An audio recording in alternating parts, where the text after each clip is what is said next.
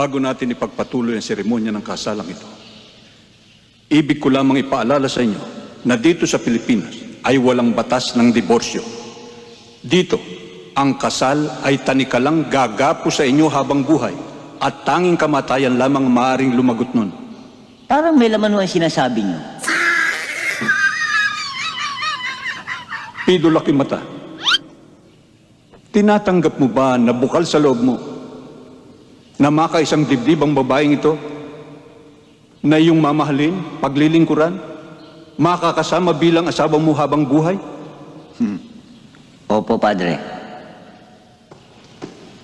Dida Romulo, tinatanggap mo ba na maluwag sa iyong kalooban na makaisang dibdib ang lalaking ito at ikay nangangako na kayo'y magsasama sa tuwa at lungkot, sa hirap at ginhawa habang buhay?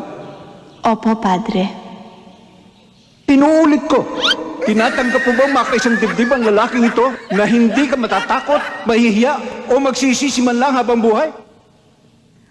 Opo talaga, Padre. Ikaw ang bahala.